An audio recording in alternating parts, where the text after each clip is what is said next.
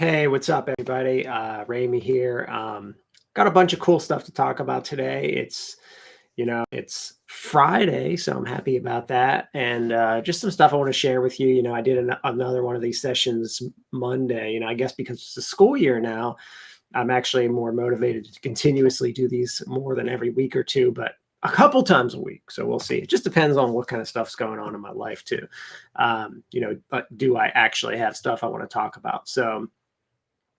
Um, oh, so first of all, the first thing I want to tell you guys about is that, so usually when I do these, I've been using these live sessions, I've been using my phone. Today, I'm actually trying out using YouTube Studio to do it. So what that means is that I use Google Chrome for that. I do use Firefox as my main browser, but I'm going to use Google Chrome for this because it's Google, and I assume that things run better on their own system. So I'm using Google Chrome, and I open up the browser, I click the live button, and there's a couple options. I can schedule a feed. I can do it live where I use like my phone or OBS or another piece of software, or I can do it live where I do it right now from my browser. So today I'm trying it from my browser, which I don't normally do. So it's kind of like a new thing. So we're trying it out. Hey, we'll see how it goes. So far I'm going to tell you guys some stuff about my week and things that are going on and everything. But so far, even today, like my day has been, I feel like it's afternoon already. So first of all, I woke up, I went running. So I've been talking about my hip injury for a couple weeks now. It's been bothering me, plaguing me again. And it's feeling better. I had a good run today. Now I only ran like 20 minutes, so I didn't run very long, but it felt good, and that's a positive sign. So I think I'm like back next week. I'm going to try to do my normal running schedule and see how I do. And hopefully it's back to normal. So usually I run like 3 days a week. I usually run 3 days a week and lift 3 days a week, and I alternate those days. So I do next week when I come back, but so far so good. After I ran, my son, he's been riding his BMX. He got a new BMX bike, like freestyle / BMX bike, and he's been riding that. So right when I was done running, I took him to the skate park. I promised him I would do it. And kind of funny, there's like this little hill at the skate park, and he's been really nervous to go down it on a skateboard. And on the bike, he was a little more confident. So I said, do you want me to go down it? So, yep, I got on the bike. I went down. Perfect. Down and up a couple times to show him how to do it. Perfect. I thought I was going to kill myself because you get really nervous. Like you're on this bike, and I'm like, I haven't ridden a bike like that in many, many, many, many, many, many years. And you get a little nervous. You're going to like break your arm or something. I mean, the last time I tried to do something at a skate park, I was on a skateboard and I dislocated this shoulder. So, that was on a half pipe, but and that I was 25 years old, so it was 15 years ago. So, I get a little nervous at the skate park, needless to say. But I did it, and then he did it. And then we were done. He was like, Dad, did you video me doing that? I was like, of course I did. So I got a video, showed him, build up his confidence a little bit. So he was happy about that. So that's like my day so far. Now it's time pretty much to start the work day. I've got some more meetings today and stuff like that. But let's talk about stuff that's going on. So the first two big things I want to talk about today, and then I want to talk about some little things. So the first thing is that we at UNCW, my university where I teach, we now have 2 clusters of coronavirus, which obviously the students have been in the dorms now 2 weeks. So it's not unexpected, and they're both small clusters. I think they said like 5 or less people. So that's like what you would encounter with a cold or a flu probably right now too. So it's not unexpected, and those numbers aren't terrible. However, they need to be very cautious about their next steps. Are these people being quarantined? Hopefully. They say they are. And apparently they're doing good contact tracing. So it's all so far so good. Like I expected some little places to pop up. The problem is going to happen is if these things pop up too much and with too many people. So hopefully it's a small amount of people, and they can control the amount of people that actually continuously get it. So that's kind of the thing. So that was the first update we've gotten from the university. And it's kind of scary because all the universities in my state are slowly shutting down because of clusters and things happening. The advantage we have at our school is we're close to the beach. So because of that and because of the nice weather, a lot of our students are going to be outside more versus like clustered inside. Even if the students do have a party, like they can be outside doing that, which does help minimize contagiousness versus a bunch of people being crammed in an indoor space. So, and the other thing is we haven't had any cases being spread on that I know of being spread on campus yet. It was, these were in like a classroom setting. These were all like people living together in a dorm. So far, so good, kind of. I mean, we're doing okay. It's still very risky. And something to think about. And on to the coronavirus thing. Someone asked me this week why I don't ever talk about political stuff, and on any of my stuff that I do. And they were asking me why I don't talk about political stuff like on Facebook or on my videos and stuff like that. And because they were asking me about some issue. And all I said was, I haven't really, been following. I don't know enough about it to really make a comment. I think they were annoyed by that comment that I said. And I also said the reason I don't talk about it on my show is because I've got so many things going on in my life, and I'm trying to be an expert in like a few topics that I can literally not be an expert on every topic in the world. I just can't. So, you take any issue in politics and you ask me about it, someone sends me an article or I see something on Facebook, I totally need to see. When I want to find out about a topic, situation, something that happened, I will read 10 to 15 articles on the topic, try to find out all the details to make some kind of logical conclusion about it. And to be honest with you, I do not have time to do that. I don't have the time. I can't. I don't have it. I don't have the time or energy. I'm not interested in politics. It's just not my thing. Maybe when I was younger, I was really interested, and like even 10 years ago, it was something I was much more interested in, but I kind of had to shift focus in my life because of stress and time management, and just say like, I need to focus on a few things. And I just don't have time for all of this. Like, I don't know enough about police law. I don't know enough about constitutional law. Like, people arguing about the Constitution. I'm not a constitutional lawyer. I don't know. Like, I don't know what I mean, I can make judgments about what I think is right or wrong about things based on like my feelings, but like, I don't know how that applies to law. And so I just feel like it's an area where I don't know enough about. I'm not informed enough to make logical conclusions. I need to see data. I need to see all kinds of stuff before I can really and I don't have the time to do that with politics right now. So for those of you wondering why I don't talk about politics on my show or religion or anything like that, is I don't have the time.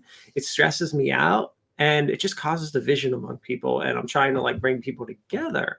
I want everyone to be included and happy and have a good life and all that stuff. And, if I can do that in other ways besides talking about politics, I'm going to totally do that. Because I feel like as soon as you jump on any issue and go one way or the left or the right or in the middle or wherever you are, man, you got people like all crazy. People don't even want to talk about it. It's like the left is right, the right is right, and if you don't agree, whichever one you don't agree with is going to hate you. So like I don't want to be that person. So that's just not me. So anyway, if you're wondering why I don't talk about it, that's why. What does anything I do have to do with politics or religion? It's just things I don't talk about. So I do talk about coronavirus, and I don't think that should be a political issue. So I mean, that's just my take on it. So I know everyone's got these strong opinions about this or right. I'm just trying to figure out like how to not get it and how to like prevent people from dying, and trying to figure out how we should make it like go away. And the reason I had to research and learn about it is because it's like I'm sitting here home because of it. So I better learn about it. All right. So that's why. Okay. So now let's get on to some more positive stuff. Well, I got one more negative thing to talk about. I'll talk about that at the end. So good stuff. So first of all, my esports club, we have our tournament going on with Azalea Fest right now. If you're not familiar with that, look up uncw esports. and Azalea Fest tournament, Azalea,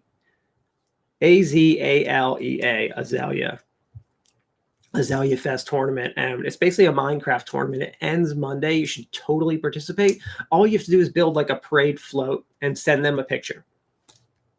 Super easy contest to enter, and you get prizes. So you should definitely do it if you have not. And that's pretty exciting. It's a fun, easy way to have an esports tournament. Because it's hard to have an online tournament, and this is like so easy. Like, you build something, everyone can build it. It doesn't matter what version of Minecraft you have. Take a picture, send it into an email address, and get a prize. So I think that that's pretty cool. And they have different age groups for the prizes. So even adults and kids and teenagers, I think they have 3 groups, like little kids, kind of like adolescent, like late elementary to high school, and then like the adults. So yeah, you can get a prize, which is kind of cool. So you should totally do it. We also have another, my Esports Club has an actual online tournament coming up next Friday, 9/4. And that tournament will basically be a Mario Kart tournament, but it's only for UNCW students. So if any students are watching this, you should totally enter that tournament. It'll be kind of cool. So the way we do the online tournaments, and I will reflect on it afterwards, but we use a site, Smash GG, and basically that's like our bracket system, and that site is used to run the tournament. So if you're in the tournament, you go to that site, you see where your bracket is. The site tells you like you're up. You will click on your name. You're going to get like a little code, and then the code, you go into the game. You're going to enter in your code, connect with the person's going to be able to connect in like the room, and you guys race against each other. And whoever wins, like, you have to enter it. You each enter who wins and loses into the bracket, and then moves on to the next round. It's kind of cool, actually. You like sit at home playing a tournament. It's kind of fun. It's pretty neat. And we did it in April with a Smash Brothers tournament, and it was pretty fun. I enjoyed it a lot once I figured out how to do it, because I had never done an online tournament like that. So once we did it, it was pretty cool to be able to do that, to see that. So that was fun. Yeah, it was neat. So anyway, so there's that. And then let's see. Another thing. So I did an interview with the Esports Club. We reflected on year 1. That was kind of like my interview for the week. I'm trying to line some big interviews up coming soon. So I've been sending some emails to some pretty like people who are like my idols, pretty big names in the field. And man, it is tough to get in touch with these people. And I'm like, literally, if they saw the effort that it took for me to find their email address and contact information, because most of them have it hidden, they would probably just agree to do the interview with me, because it has been a challenge. I've been like spending a lot of time finding contact information for people who have their contact information hidden. And I know they get it. They don't necessarily always want to be contacted, but I did find their email address. It's no harm to send an email and ask them a question, simple interview. And if they don't want to do it, they don't want to do it.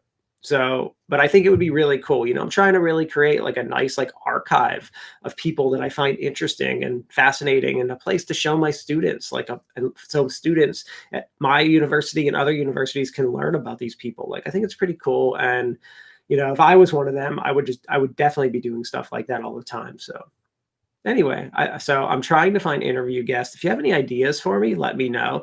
But I'm just fascinated by really anything anyone's doing. It doesn't have to be about tech or gaming. It can be about anything.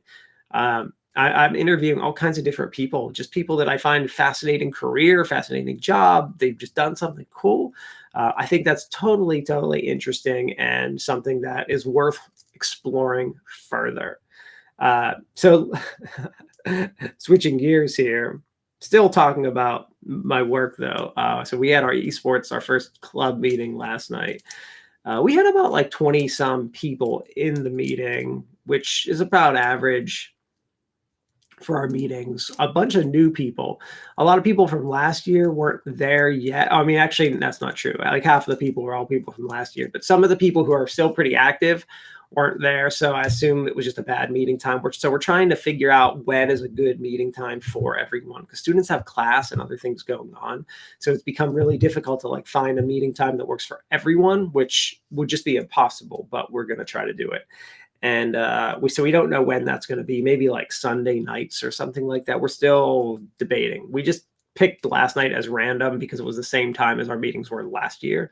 But obviously everyone's work and this and that schedule changed. So, but the funny thing that happened during the meeting is, so we had to like read. So since it was our first meeting, we did like introductions. We had a lot of new people. And when I said my bio, I told everyone how long I've been playing video games for and how old I was. And I swear every person, well, no, some of the students didn't know how old I was, but most of them were like, oh my gosh, I cannot believe you are that age. Yes, I'm 41. And they were all like, I thought you were like 25 or like maybe like 30 at the oldest. And that's great. I love hearing that. It's awesome. But then I'm like, well, how could they have looked at, if they looked at my resume and saw I did all this stuff, like, wouldn't they have assumed that I was much older? Like, I couldn't have a PhD at 25. I mean, I guess I could, but I wouldn't have had any work experience, you know? So, you know, they've got to, it was just funny to hear the students comment on my age. It's always been it's funny. So when I was younger, it was something that bothered me because people would always assume when I was like 23 that I was like 15 years old. And that bothered me. It wasn't that I looked 15. I just looked young.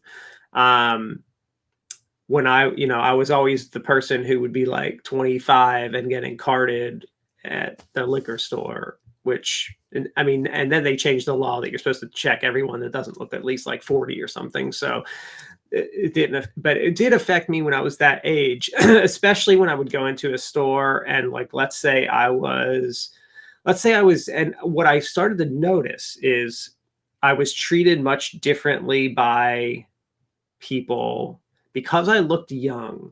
I had a lot more challenges with like treatment. So, and I'll use example of like going into the liquor store. So when I would go into the liquor store, like dressed down, and I don't know why I don't drink liquor. So I don't know why I was even in a liquor store, but I guess maybe to buy a bottle of wine or beer or something, which I hardly even drink at all, but I don't know. I guess I'm just using that as an example.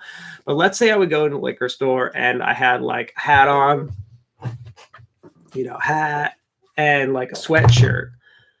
They would look at me and glare at me like I was a high school kid who had a fake ID and they were seriously ready to call the police on me. And then, so I did some tests, and what I would do is I would actually dress up and go like after work. And when I was like all in like a suit, and they would treat me like really nice. So I thought that was kind of interesting experiment that I did when I was younger. But because I look really young, I was able to do stuff like that because they didn't believe I was the right age. So I've always gotten like some odd feedback because of my age, but now I enjoy it because people are like, oh, you totally don't look like you're 40 years old. You look like you're like 30, which I guess is good to hear people say you look 10 years younger. I don't know. Whatever. I don't try to pay attention to that kind of stuff. I care much more about my health than the way I look. So, but it's kind of funny to just hear the students say that, to see their reactions when they found out my age. Everyone was just like, oh my God, I don't believe you're that age. And they were like, you're loving this, aren't you? And I was like, I'm not complaining that you all are complimenting me right now. I'm okay with it. I will take the compliments. I'm not going to complain that someone's sitting there complimenting me. Like, it's okay. So I thought that was pretty funny. So there's that was just an enjoyable moment last night during our esports meeting. And then, so one of the other things I wanted to talk about is that the learning session. So yesterday I did an esports learning live session. The day before I did an intro to instructional technology learning session. And basically those are things that I do for my classes, but I do them for everyone. You don't necessarily have to be in my class to have watched one of them, but I pick a topic usually every week or every other week and talk about it. So I do it during my classes because I'm doing that. It's an advantage for my students. So I usually try to do like whatever we're that week. I pick as a topic and just talk about it in general to everyone. So this week I did 2 because we just started our semester. Then next week I'm going to do one on esports again. Then the week after I'll do one on instructional technology, and I'm going to rotate those topics. So something different with esports, something different with instructional technology every single week throughout the semester. So it'll be an every other week thing. So those are going to be coming. I have yet to decide a day. I feel like, I guess it's going to depend. I try not to do many videos in one day. So I want to see what day my esports club is having our meetings. But I'm thinking like a Tuesday afternoon is probably when I'm going to do this, because my work schedule, we have like our college-wide and department meetings on Wednesday afternoon. So I wouldn't want to schedule it then. And mornings I feel like are always iffy with like kids and stuff like that. So I hate having a schedule in the morning. I feel like afternoons are always much easier for me. So I'm probably going to looking at like a Tuesday afternoon, maybe Thursday afternoon to do my learning live sessions. So look forward to that. I'll announce it in my, the community part of my YouTube channel when I do have an actual schedule for this, so that people know what it is. And that'll be my schedule for the semester, so I'll be able to tell you what's going on with that. And yeah, that's about it with me today. I woke up today. So I started having a headache on and this is like probably the last thing I want to talk about today, but I started having this headache on Tuesday all day. It was like midday, lunchtime. All of a sudden, like felt it. Then I took some medicine going into Tuesday night, going to bed. I kind of felt it, but I was like, I'll probably be okay. I'll go to sleep and it'll like go away. Nope. I wake up Wednesday night with the worst migraine in the world. I woke up at like 3 a.m, couldn't go back to sleep the rest of the night. I was like in bed feeling, if you've ever had a migraine before, you know what I'm talking about. If you haven't, you don't know. But just imagine feeling like you have the flu, but you don't have a temperature. That's what it is. You can't like think because it makes you nauseous. Your head hurts, but it's not like this. It's not like pain. It's less about like a pain and more about like something just doesn't feel right. If that's how I can explain it. It is a pain, but it's a pain, but it's more about the feeling of not feeling right in your head. Something doesn't feel correct. I woke up Wednesday morning, I took some medicine and I actually felt better throughout the day and fine. But I've still had this like lingering sensation of the headache. I've had to take a medicine yesterday, and then I'm probably gonna take medicine today because I still have like this it like actually switched sides. It was over here and now it's like over here. It like switched. Now when I get these migraines, they don't usually affect my performance or affect anything. Like they don't really affect my life too much. And I have this this app that keeps track of them. So I get these bad headaches about once every two months. So I get like 6 a year on average because I've been tracking it. So I've been able to see, and I get about 6 per year. So it's not like I get a lot of them, but when I do have them, it totally is not fun. But they don't really affect my performance in life, because when they seem to affect me is at night. When my day's done, like 7 p.m., I notice it really, that's when it's bad. To all night long. So I might have a really bad night's sleep that night kind of thing. But then when I wake up the next day, usually that's when they go away. So they don't affect me too much. They don't affect like my life or anything that I do, because, I'm usually able to put it past me. I've only had them really affect me 2 times and that I can think of. And one time I had one at a wedding, and that necessarily wasn't so much a migraine as it was a hangover.